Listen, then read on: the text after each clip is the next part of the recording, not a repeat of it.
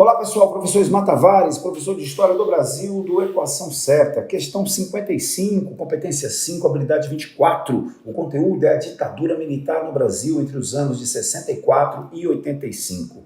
Tem um texto muito interessante de Frei Beto, retirado do livro Batismo de Sangue, um momento tenso da história política brasileira, onde ele diz: passei anos, Aninha, sem saber do seu destino. Soube assassinada ao retornar ao Brasil em 71.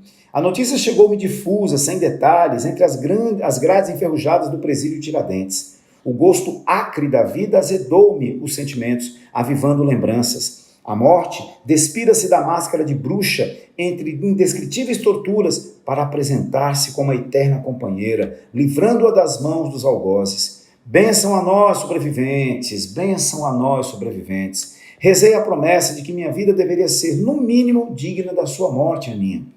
Chorei lágrimas secas. Ressentido, virei o ódio pelo avesso e extraí o amor que se faz raiz e fruto em nossa luta. Um texto muito comovente, relatando a experiência de Frei Beto no período conhecido como Anos de Chumbo.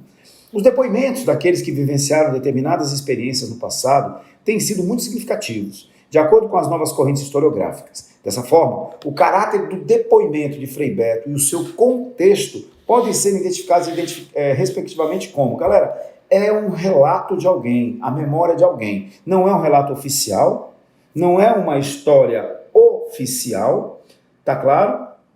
E muito menos memória. Memória, história e relato oficiais não são. Pode ser um relato social ou uma história social. Mas no caso, ele já está falando de uma tortura. Então a alternativa que nos cabe aqui, gente, interpretando e cercando a questão, é uma história social, tá claro? Ele está falando, dando um relato dele, uma história social, e evidentemente contextualizada na ditadura militar do Brasil. A questão 55, portanto, meus amigos, é a letra D de dado.